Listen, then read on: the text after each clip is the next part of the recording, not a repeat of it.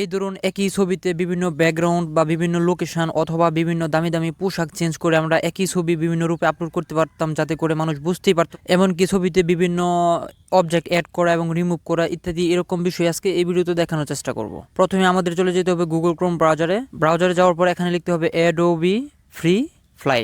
So আমরা Adobe Firefly লিখে search করে দেবো। দেন হচ্ছে প্রথমে যে ওয়েবসাইটে চলে আসবে Adobe Firefly generate AI for creativities. সো আমরা এখান থেকে এটা টাচ করে দেবো। সো এখান থেকে আপনি অনেকগুলো আইটেম পেয়ে যাবেন, text to image, generate fill, text effect, generate recolour, 3D image.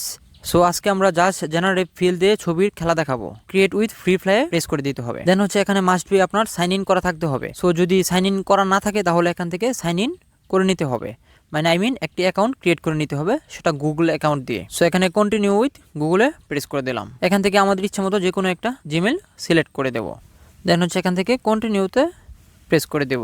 ইচ্ছে মতো যে কোনো আমরা ডাউনলোড করা ইমেজ অথবা আমাদের নিজেদের তোলা ছবির যে কোনো ছবি আমরা এখান থেকে আপলোড ইমেজ ক্লিক করে জাস্ট এখানে এই আইকনটা প্রেস করে এখান থেকে আপনার এই পোশাকটা উঠিয়ে দিতে হবে। পোশাকটা রিমুভ করার পর এখান থেকে ডেসক্রিপশনে আপনার লিখে দিতে হবে রিপ্লেস ধরুন জিন্স শার্ট। সো দেখেন এখান থেকে কিন্তু আমাদের জিন্স শার্টে কনভার্ট হয়ে গেছে। সো আমরা চাইলে এখান থেকে ইচ্ছে মতো যে কোনো একটা ছবি সিলেক্ট করে দিতে পারি, অথবা যদি পছন্দ না হয় তাহলে আমরা মোড়ে প্রেস করে দিলে আরও ছবি জেনারেট হবে। সো এখান থেকে যে কোনো একটা ছবি আমরা সিলেক্ট করে দিলাম। সো এখানে কমপ্লিট। আমরা কিপে প্রেস করে দেবো বা ব্যাকগ্রাউন্ডে চেঞ্জ করতে। সো এখান থেকে এই ব্যাকগ্রাউন্ডে প্রেস করে দেবো। ব্যাকগ্রাউন্ডে চেঞ্জ করার পর কিন্তু আমার পিছনে ব্যাকগ্রাউন্ডটা চলে যাবে। সো ব্যাকগ্রাউন্ডটা চলে যাওয়ার এখানে ডেসক্রিপশনে লিখি add a night city landscape. এটা যদি লিখে আমরা সার্চ করি দেখেন আমাদের কি হয়। এখানে দেখেন কত সুন্দর করে ছবির মধ্যে পিছনে নাইট সিটির ল্যান্ডস্কেপ যোগ হয়ে গেল। দেন হচ্ছে এখান থেকে আমি যদি চাই যে স্পেসিফিক কোনো অবজেক্ট দূর করার জন্য আমরা চাইলে সেটাও এখান থেকে করে নিতে পারি। ফর এক্সাম্পল আমি এখানে চাচ্ছি যে আমার একটা এখানে মুন দরকার। সো এখন আমি এখানে চাচ্ছি moon. So add a moon.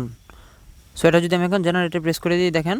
So দেখেন এই যে পিছনে কত সুন্দর করে মন সৃষ্টি হয়ে গেছে। সো আমরা আমাদের ইচ্ছা মতো চাইলে যে কোনো একটা ছবি এখান থেকে সিলেক্ট করে দিতে পারি। So keep. এখন আমাদের পিছনে কিন্তু মনটাও ক্রিয়েট হয়ে গেছে। আর এবং কি এটা বিজনেস করার ক্ষেত্রেও অনেক ক্ষেত্রে এরকম হয় যে একই মানুষের ছবিতে আমরা বিভিন্ন কালারের পোশাকটা চেঞ্জ করে আমরা কিন্তু মার্কেটিংও করতে পারি, বা ব্যাকগ্রাউন্ড চেঞ্জ করে আমরা এরকম মার্কেটিং করতে পারি। এছাড়া অনেক ক্ষেত্রে ব্যাপারটা এরকম মনে করেন যে আমরা অনেক সময় ছবি তুলছি, ছবি তোলার সময় ভালো একটা ছবি উঠছে, বাট এখানে বিভিন্ন অবজেক্ট আছে, সেটা যে কোনো বস্তু হতে পারে বা যে কোনো মানুষ হতে পারে। সো সেই অবজেক্টটাও চাইলে আমরা এভাবে কিন্তু রিমুভ করে নিতে পারি। এই ধরুন এই ছবিতে আমি একটা বুট অ্যাড করতে চাচ্ছি, আমি নৌকা। সো এখানে যদি এখানে লিখে ডেসক্রিপশনে যদি লিখে আমি অ্যাড এ বুট লিখে জেনারেটর প্রেস করে দিলেই এখন কিন্তু পিছে দেখেন আমার কিন্তু বুট বা নৌকা অ্যাড হয়ে গেছে। সো সেম প্রসেসের মধ্যে দিয়ে আমি যদি এখান থেকে দেখেন এই মোটরসাইকেলটা রিমুভ করতে চাই বা এই অবজেক্টটা, সো এখানে ডেসক্রিপশনে লিখে সো এই ছবির যে পিছনে অবজেক্টটা আছে আমি যদি এই অবজেক্টটা রিমুভ করতে চাই জাস্ট এই টুলটি দিয়ে অবজেক্টটা রিমুভ করে জেনারেটর প্রেস করে দিলেই দেখেন অরিজিনালের মতো এরকম অবজেক্ট রিমুভ হয়ে গেছে। এখানে বোঝাই যাচ্ছে না যে কোনো সময় এখানে কোনো একটা অবজেক্ট ছিল। সো আজকের ভিডিওটা এ পর্যন্তই।